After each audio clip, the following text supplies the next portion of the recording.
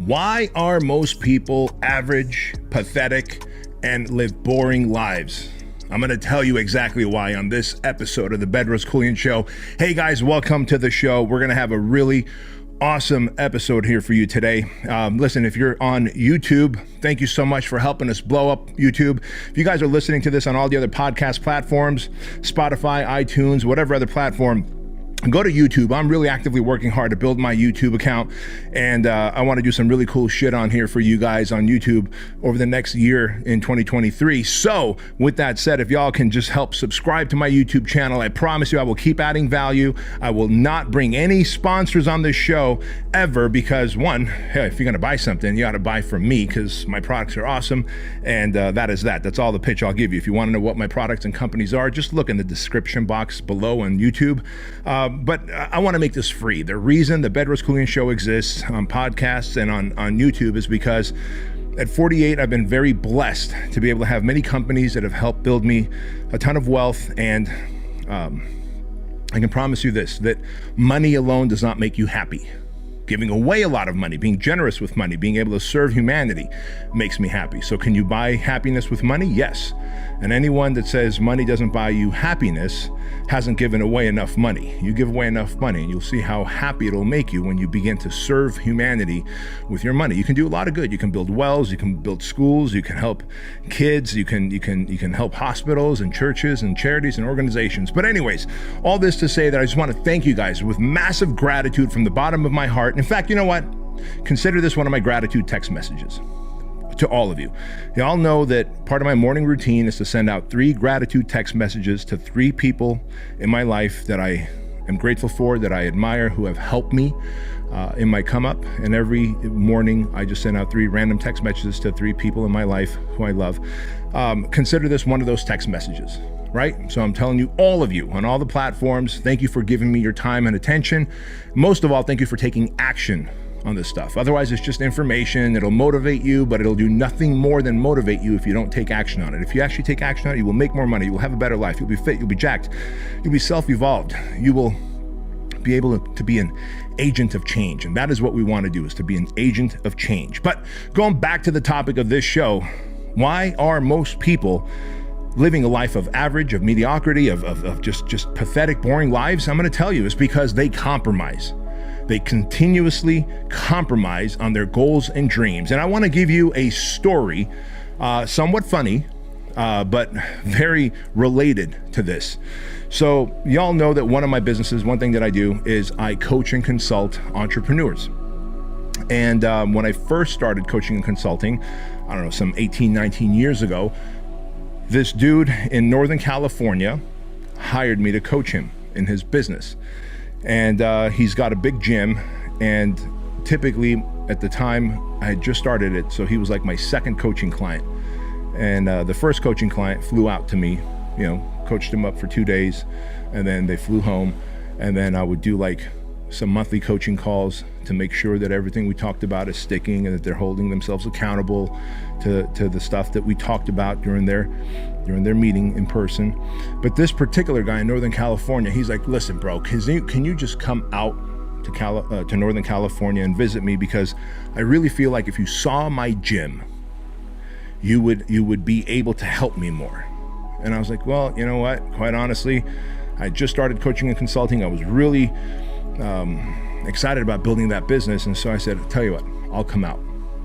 I compromised on what my strategy was. Instead of him coming to me, I compromised and I said, I will come out. And so I booked a ticket to Northern California, San Jose specifically, and we were going to spend 2 days together in his gym, in his office while his gym is running. And we're going to figure out how to take this gym out of the negative and make it a profitable business that he could then grow and scale to multiple locations, right? Because that's what I do. One of my businesses, Fit Body Bootcamp, we literally have hundreds of locations all around the world, and we continue to grow our franchise brand. And so this cat seemed nice enough, really cool dude, showed up prepared on day 1. I'm at his gym, we're working, etc., and everything's going well. And then I told him, I said, hey, at the end of the day today, on day 1, why don't we go grab a bite to eat? I can get to know you better. Maybe go to a steakhouse. I'm sure there's a nice steakhouse somewhere in San Jose here. And he's like, you know what? I got a better idea. How about I cook you a steak at my house? Like, you come over, I cook you a steak. I was like, oh, cool, man. Your family gonna be okay with that? He's like, well, actually, I'm not married. I don't have anyone. I live by myself. I own a nice house. And if you want to come over, I'll grill up some steaks. I really can grill up a hell of a steak. So we kind of ended our coaching day around 4:30, 5 o'clock. The plan was that I would be there by 7:30 to his house.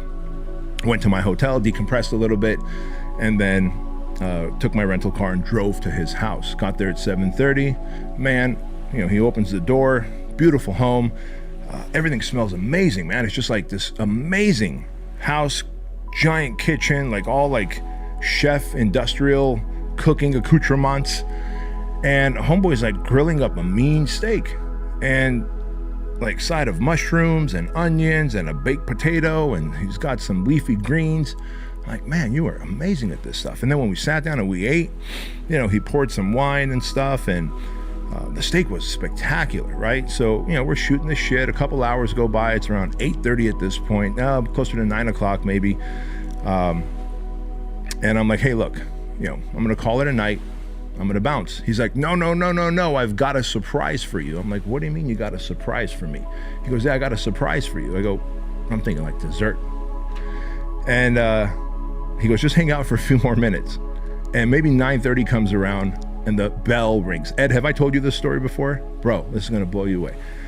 The doorbell rings and he goes to the door. Now, this is like before Grubhub and Uber Eats. So it's not like, oh, he just ordered something in, right? He rings the door and in walks this smoking hot blonde in like this tiny little skirt, has a duffel bag, and he looks at me as she walks in. He looks at her and he looks at me and he smiles and he nods. And I was like, my eyes turned to saucers. I was like, whoa, like it hit me. Like, at first I was like, this has got to be his girlfriend or something. But then he like smiles and nods. I'm like, we're not pulling the train on this chick, right? And I'm like, hey, Brett, who is she? At this point, she went into this other room. He's like, hey, go into that other room and get ready. So I'm like, what the fuck is going on? And so, true story, bro, I come home and I tell my wife, and she's like, what the fuck? So I'm like, bro, what is going on, man? He says, well, she's someone that I get visited by regularly. She's really good at what she does at her profession. And I thought maybe she could just take care of us tonight. We worked hard all day. I'm like, bro, that is not how I roll. I'm not going to judge you, but that is not how I roll. You do your thing. Have a blast. I'm going to bounce, go to my hotel, and go to sleep. And I'll see you in the morning. Well, the next morning I see him, and homeboy's tired. He's exhausted. He's just pounding one energy drink after another. So clearly, this chick rocked his world and kept him awake all fucking night. Like, he looked dehydrated. He needed energy. Day 2 did not go well as day 1. I'm going to tell you that right now of coaching him. He was falling asleep, right? But all because I compromised on my core value of how I was going to run my business. And from that day on, I was like, I am going to live a no compromise life. And that's what I want to talk to you guys about. The reason most people live a life that's average, that's pathetic, that's mediocre and boring is because you begin to compromise the things that you value, or at least you say you value, right? Think about this. Like, would you ever allow your kids, when they say like, I want to be a firefighter, a police officer, I want to be an astronaut, I want to be whatever, would you ever say like, no, you shouldn't, you should just settle down for a nice little office job that just gets you by? You wouldn't. If they say they want to be the next Elon Musk and create a rocket that takes people to Mars, you would encourage that, you would inspire that, you would motivate that in them. Yet you begin to compromise the goals and dreams that you have. You begin to negotiate them away. And I often wonder to myself why you would do this. You only get one run at life, There is no second run. There is no trial run. If you think this is a trial run, my second time around, I'm really going to go all in. You're not. This is it. And so if you are here and you've got goals and dreams, why would you ever compromise, right? See, we did an episode and we talked about rules, routines, and rituals, right? I've got my very strict rules, routines, and rituals. And because of that, I've got an awesome life. My life is very predictable, predictably awesome. And I want that for you. But if you don't have an awesome life, it's probably because you had some goals, you had some dreams, and then you go, yeah, but I got married, but I had kids, bills and stuff. You get older, oh, pot belly, dad body. No, bro. Dad bod should not exist. You compromised, and therefore you allowed yourself to eat shit you emotionally ate. You stopped working out. You prioritized TV or fake busy work, not good work, not productive work, fake busy work. Because we can justify anything to procrastinate from working out or making money or pouring into our relationship. Oh man, I would have a date night with my girl, but I work overtime, I work late, I work on my business late. Listen, if I parachuted into your life and I kept track of the real productive work you're doing, I would be shocked if you actually worked more than 3 hours of productive work. I have no doubt that you probably are working, doing busy work, tactically loitering for 8, 9, 10, 12 hours, 13 hours, and you come home tired because, of course, I can get tired from doing non-productive busy work as well. But the reality is, you are compromising. If you want better health, if you want to make more money and have financial security, if you want to have a deep, meaningful relationship with your honey, but then you begin to compromise the things that you need to do to get there, and you negotiate them away because, well, I'm tired, because I don't feel like it. It's not realistic to be a millionaire or to be to be that lean at this age. It's not realistic. Who the fuck says you have to be realistic like everybody else? Mediocre people don't want anything other than realistic. I am unrealistic in my expectations. I am relentless in the pursuit of my life's goals. I am rigid and I never compromise. And I'm asking you to do the same, because the worst thing you could have on your deathbed is regret for all the things that you compromised against in life in exchange for a mediocre, average, pathetic, boring life. Think about that. Regret is a byproduct of compromising your goals and dreams in exchange for a boring, pathetic, mediocre, average life. Who the fuck wants that? I don't want that for you, fellas, right? So what do you do then? What do you do to begin to live a no compromise life? And that's what I want for you. Like, I live a no compromise life. The people I surround myself with live a no compromise life. I will fly in to town. Hugo will pick me up from the airport, from LAX. I'll say, Hugo, drop me off at BK Strength, and I will work out there before I go home and see my family and say hello to them. Because I know that if I missed my workout that morning, because it was a long travel day, I still have to work out. I will not compromise and say, well, I traveled, there was a long layover, or the plane had to get de-iced 4 times, and so we were on the tarmac for 3 hours, and therefore I can just compromise my workout. Absolutely not. When Hugo picks me up from LAX, he will bring me to BK Strength, and I'll say, bro, you can go home from here. I'll take one of the cars in the garage and go home. And then tomorrow, Shelby or Joan can help bring that car back to BK Strength, because in the back of my gym, I have a garage, and that's where I keep a few cars and then some cars at home. So I share this with you because if you don't compromise in your goals and dreams, you will actually be respected by the people who look up to you. You will be someone that they want to model. You will be a role model human being. But no compromise life starts with killing your soft expectations. And that's the problem. See, we all have certain standards and expectations that we kind of fabricate, that we create for ourselves, right? We have these standards and expectations, like, this is how I want to live my life.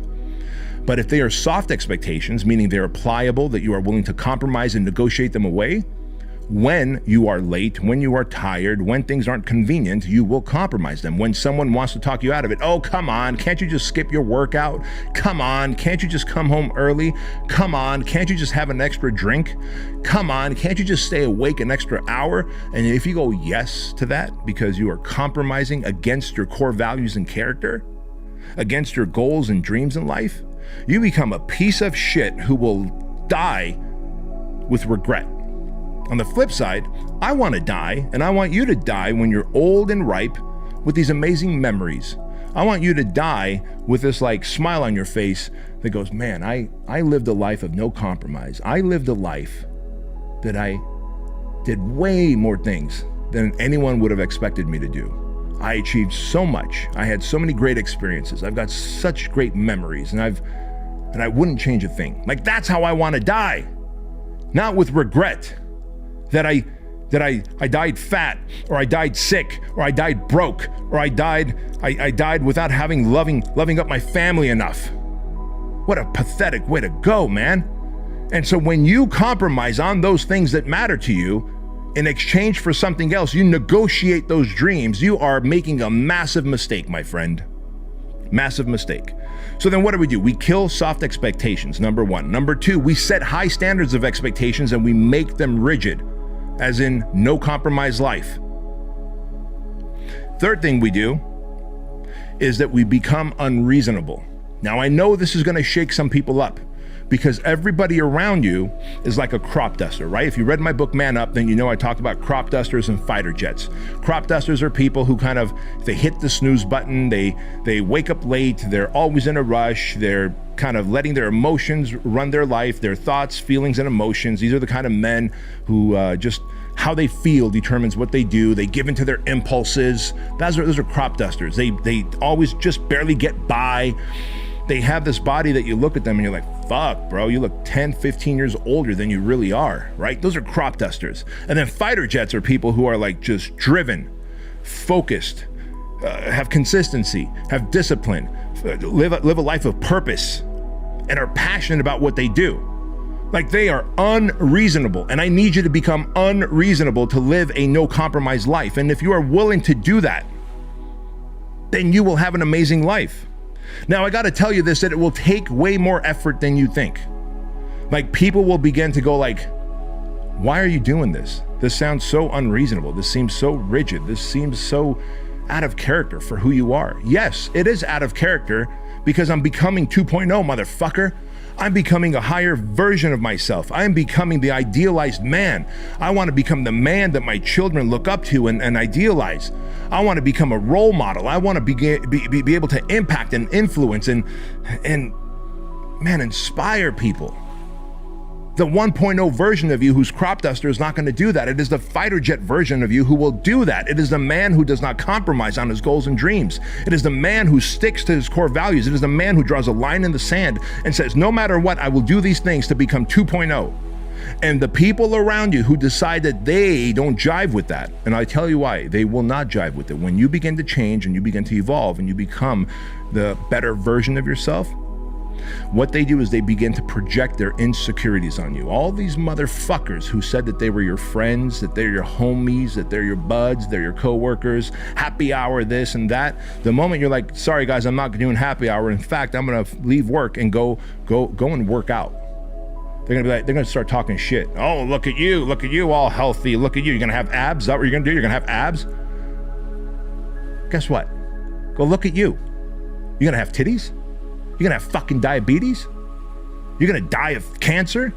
You're gonna have anxiety and depression because you're such a piece of shit, that you degenerate motherfucker, right? How dare anybody talk shit on someone who is trying to level up in their life, in their marriage, as a father, in their personal income, in their health, in their mindset? How dare they? That society has gotten to a place that when you try and better yourself, that they will fucking throw shade on you.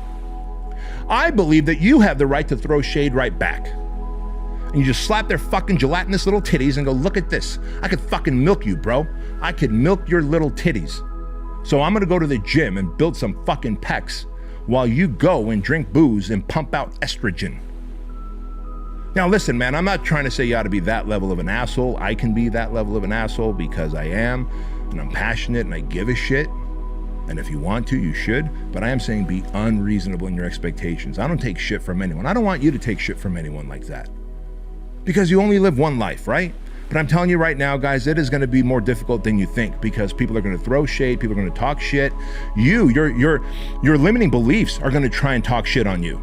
Like your version 1.0 of yourself, your inner critic, your inner bitch, that bitch voice that we all have at the project. We call it the inner bitch and the inner beast, which is the critic and the advocate, right? Your beast is your advocate, and your inner bitch is your critic. Your 1.0 version is going to try and negotiate with your 2.0 version and say, no, don't evolve, don't grow, don't change, go back to the loser that you were. Just have another drink, watch TV for another hour, eat that fucking ding dong, and then chase it down with a Twinkie. Sick motherfucker. So I'm here to tell you that it will take longer. It will be more difficult. It will require more effort on your part. But you know what I can tell you about that? When you do the hard things, you will have a happy and easy life. But if you constantly choose to take the path of easy and negotiate and compromise, you will have a hard life that ends with regret. So I'm here to tell you that if you live a no compromise life, if you become unreasonable in your expectations, find a group of fighter jets to belong to and no more fucking crop dusters, you will become the 2.0 that you deserve to become and that your family deserves to have as a leader. So gentlemen, thank you so much for watching and listening to this episode of the Bedros Keuilian Show. And always remember that average is the enemy. Success is your duty. And life can switch to the 2.0 version when you are ready to flip that switch.